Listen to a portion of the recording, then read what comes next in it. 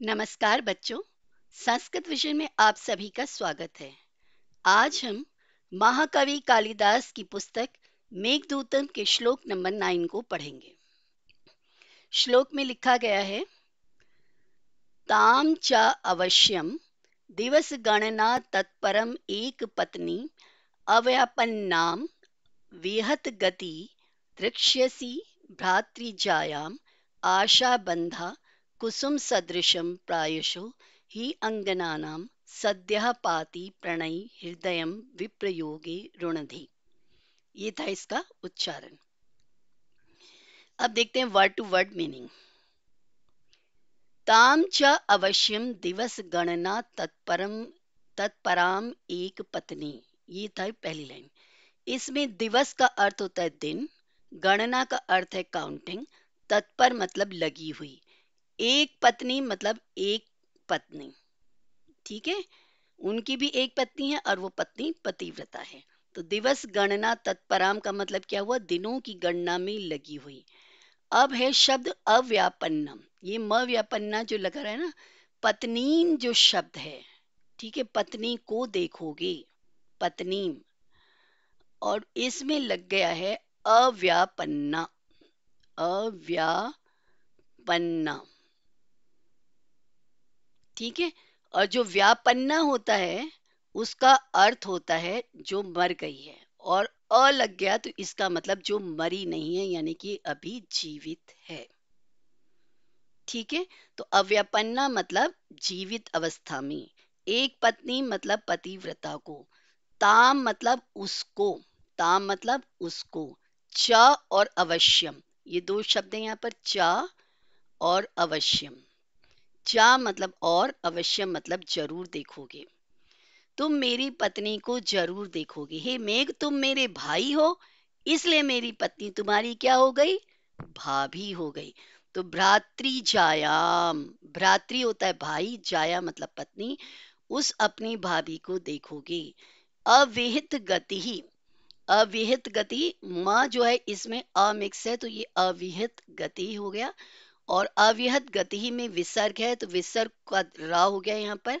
तो ये जो रा दिखाई दे रहा है ये इस वजह से दिखाई दे रहा है, अव्यहत गतिर दृक्ष्यसि, तुम्हारी निर्विघ्न गति होगी। आकाश मार्ग से जा रहे हो, तुम्हें कोई इंटरप्शन नहीं होगी, तो तुम बिना उसके विघ्न बाधा के वहां तक पहुंच जाओगे और अपनी भाभी को देखोगे। द्रक्ष्यसि देखोगे। फिर उसके बाद है आशा बंधन। तो आशा का बंधन है कि मेरी पत्नी को आशा है कि उसका पति अवश्य आएगा। कुसुम सदृशम, फूल की तरह। कुसुम सदृशम लिखा है ना शब्द, कुसुम कहते हैं फ्लावर को, सदृश मतलब समान, प्रायशः मतलब अक्सर, ही अंगना नाम, ही और अंगना नाम में संधि है, ही प्लस अंगना नाम। अंगना कहते हैं स्त्री को और अंगना नाम स्त्रियों का। स्त्रियों का दिल प्रायः फूल जैसा होता है, सदृशम मतलब समान। ठीक है, तो स्त्रियों का दिल फूल जैसा समान होता है। तो विप्रयोगे, वियोगे, विप्रयोगे मतलब वियोग में, ये विप्रयोगे शब्द है ना, वियोग में। सद्यः पाति ही, सद्यः मतलब शीघ्र, पाति मतलब टूट जाता है, पत धातु अर्थ होता है गिरना, किसी चीज से अलग होना यानी टूट पड़ना। तो पति सामने नहीं है तो पत्नी का दिल टूट सकता है, लेकिन इस आशा से कि पति अवश्य आ जाएंगे तो दिल को वो संभाले हुए हैं, वो जीवित हैं। प्रणयी, प्रेम करने वाले, हृदय, हृदय को, प्रेम करने वाले हृदय को उन्होंने संभाल रखा है, और वो हृदय कैसा है? कुसुम सदृशम, फूल के जैसा है।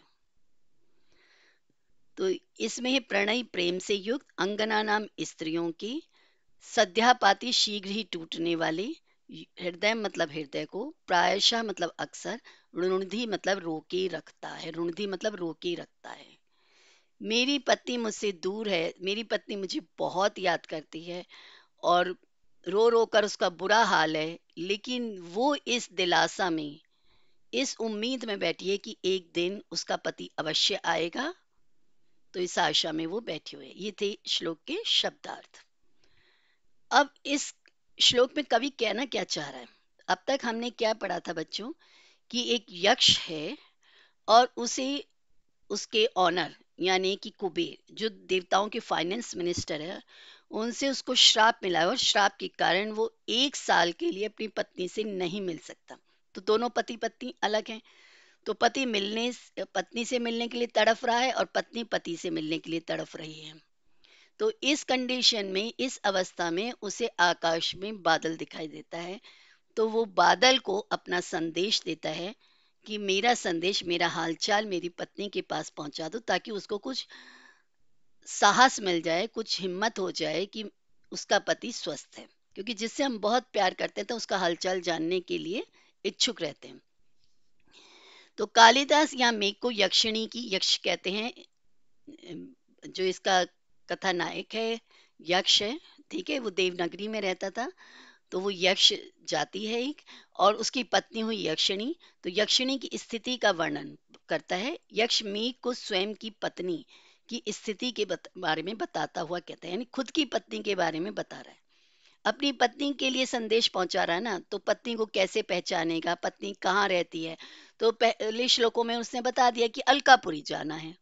अब अलकापुरी में तो बहुत सारी लेडीज होंगी, उसमें से उसकी पत्नी कौन सी होगी, तो वो सब भी बताता है।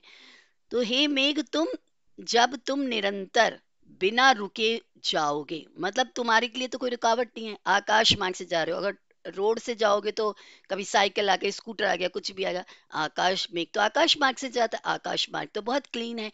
तो हे मेघ, तुम्हारे लिए तो जाना आसान है, तुम्हारा तो कोई इंटरप्शन नहीं है रास्ते में, तो बिना रुके तुम जाओगे तो शाप की अवधि के गिनने में तत्पर, अर्थात मेरे वियोग के दिनों की गणना में लगी हुई। तो वो जो है लेडी, जो है, जो मेरी पत्नी है, वो उंगलियों पर गिनतियां गिन रही होगी। है ना? एक गाना याद है, तेरा गिन गिन कर करूं मैं इंतजार। तो वो यहीं से बना है बच्चों। तो गिन गिन कर इंतजार कर रही हैं वो। 1 साल की अवधि है, पति से अलग रहना है। तो अब इतने दिन बीत गए, इतने दिन रह गए। तो रो रही हैं, बिलख रही हैं, परेशान हो रही हैं, और जीवित बस ऐसे ही बची हुई हैं कि इस उम्मीद में कि अब आने ही वाले हैं, अब आने ही वाले हैं। तो काउंटडाउन स्टार्ट कर दिया उन्होंने। तो वियोग के दिनों की गणना में लगी हुई, बस इस इंतजार में कि यह 1 वर्ष कब खत्म होगा और मैं कब अपने प्रिय प्रियतम से मिलूंगी। मात्र मुझसे मिलने की आशा के कारण वह जीवित है, वह पतिव्रता है, वह तुम्हारी भाभी है। देखो कितना अच्छा रिलेशन बना दिया है। कोई सुंदर स्त्री है, ये सब बता रहा है, तो मैं कैसे जाएगा उसके पास? एक देवर भाभी का संबंध, रिलेशन बना दिया है। भाभी तो माँ की तरह होती है। तो तुम आराम से मेरी प्रिय पत्नी के पास जा सकते हो, क्योंकि वह तुम्हारी भाभी लगती है। मेघ, तुम मेरे भाई हो और वो तुम्हारी भाभी है। तो क्लाउड से उन्होंने एक संबंध बना लिया है। कालिदास के मेघ ने खुद बादल का भाई बन गया है, और बादल को अपनी पत्नी का देवर बना दिया। तो देवर भाभी का रिलेशन देखो। तुम अपनी उस भाभी को अवश्य देखोगे कि अब तो तुम्हें कोई रोक टोक नहीं है। ठीक है, यहाँ यक्ष ने कहा है कि उसकी पत्नी आशा मात्र से जीवित है, क्योंकि आशा ही एक ऐसा बंधन होता है जो स्त्रियों के हृदय को टूटने से रोके रखता है। तो अगर हम इस उम्मीद पर जीते ना, तो एक दिन अवश्य हमें मिलेगा, अवश्य हमें मिलेगी, तो हम जीवित रह सकते हैं। तो हमें हमेशा आशा रूपी बंधन को बनाए रखना चाहिए। बच्चों, आप पढ़ाई कर रहे हो तो पढ़ाई के लिए भी अपनी उम्मीद बनाए रखिए, अपनी हिम्मत जुटाए रखिए कि आप एग्जाम देंगे और सक्सेस होंगे, और जो चाहते हो वो बन जाओगे। तो यही आशा रूपी बंधन यक्ष की पत्नी ने और यक्ष ने बना रखा है, वरना उसका हृदय पति के वियोग में फूलों की तरह शीघ्र ही टूटकर गिर जाता। फूल बहुत सुंदर है तो उसकी पत्नी का दिल बहुत सुंदर है। फूल सॉफ्ट होता है, उसकी पत्नी का दिल भी कोमल होता है। स्त्रियां जो होती है कोमल हृदय वाली होती हैं, बहुत ही सॉफ्ट है वो। लेकिन उसे आशा रूपी बंधन ने बचा कर रखा है। उसे एक उम्मीद है कि ये दिन जल्दी समाप्त हो जाएंगे और मेरा पति प्रियतम जरूर आएगा। तो बच्चों, ये श्लोक से हमने क्या सीखा? ताम च अवश्यम दिवस गणना तत्पराम एक पत्नीम अव्यापन्नाम अविहित गतिर द्रक्ष्यसि भ्रातृ जायाम आशा बंधा कुसुम सदृशम प्रायशो ही अंगनानाम सद्यः पाति प्रणय हृदय विप्रयोगे रुणधि। ये था श्लोक का उच्चारण। और श्लोक की हिंदी थी, हे मेघ, तुम्हारी आकाश मार्ग से जो यात्रा वह निर्विघ्न पूर्ण होगी, यानी बिना किसी इंटरप्शन के, क्योंकि आकाश से जाओ, बाय एयर जा रहे हो, आपको कौन रोकेगा एयर में? ना का साइकिल स्कूटर इधर से उधर घूमने वाले लोग, कुछ नहीं। प्ले मतलब आपकी बहुत स्मूथ यात्रा होगी। वहां मेरी पत्नी दिन गिनने में तत्पर आशा के कारण जीवित है। वो दिन गिन रही है कि कब एक साल खत्म होगा और कब मेरा पति आएगा।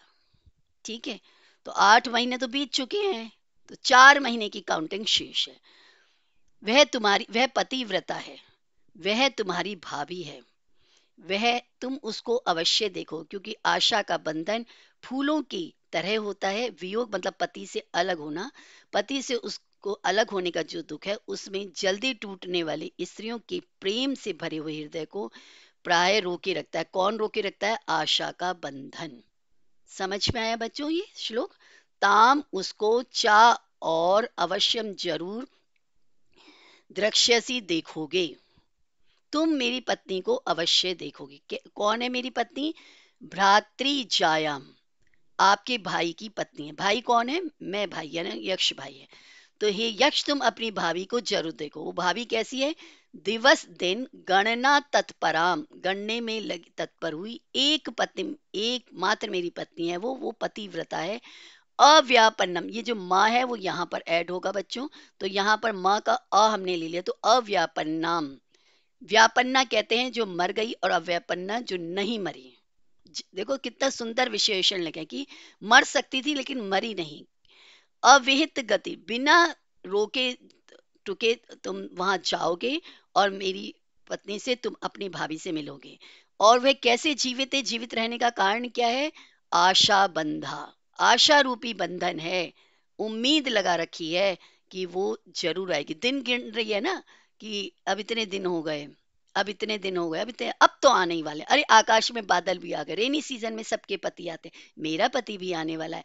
4 महीने की तो बात है, अवश्य आएंगे। कुसुम सदृशम, कुसुम होता है फूल, सदृशम समान, प्राय मतलब अक्सर, ही और अंगना नाम, इन दो शब्दों का संधि विच्छेद है, ही प्लस अंगना नाम। ही निश्चय से, अंगना नाम स्त्रियों का हृदय फूल की तरह कोमल होता है। सद्या पाती हुए जल्दी टूट जाता है, जैसे फूल जल्दी मुरझा जाता है वैसे जल्दी टूट जाता है। लेकिन वो नहीं टूटा है, क्यों? क्योंकि आशा रूपी बंधन है। प्रणय हृदय, प्रेम पूर्ण हृदय है उसका। विप्र योगी वियोग में है इस समय, मेरे वियोग में, मेरे अलग होने के दुख में दुखी है। ऋणधि, उसको रोक रखा है। किसने रोक रखा है? आशा बंधन, आशा रूपी बंधन ने रखा है। तो हे मेघ, तुम्हारी आकाश मार्ग से जो यात्रा है वह निर्विघ्न होगी, उसमें कोई इंटरप्शन नहीं आएगा। वहां मेरी पत्नी दिन गिनने में तत्पर आशा के कारण जीवित है, वह पतिव्रता है, वह तुम्हारी भाभी है, तुम उसको अवश्य देखोगे, क्योंकि आशा का बंधन फूलों की तरह होता है। वियोग यानी पति से अलग होने के वियोग में, दुख में जल्दी टूट जाने वाली स्त्रियों के प्रेम भरे हृदय को प्रायः आशा का बंधन रोके रखता है। तो बच्चों समझ में आया ये श्लोक? अगर आपको ये मेरा वीडियो अच्छा लगा हो तो इसे प्लीज अधिक से अधिक लाइक, शेयर और सब्सक्राइब कीजिएगा। बच्चों, परोपकारी बनना चाहिए, हमारी भारतीय संस्कृति कहती है हमें परोपकारी बनना चाहिए। और ये वीडियो अधिक से अधिक आप लाइक कीजिए, शेयर कीजिए, सब्सक्राइब कीजिए, ताकि आपके सारे फ्रेंड्स का भला हो सके। ठीक है? Thank you.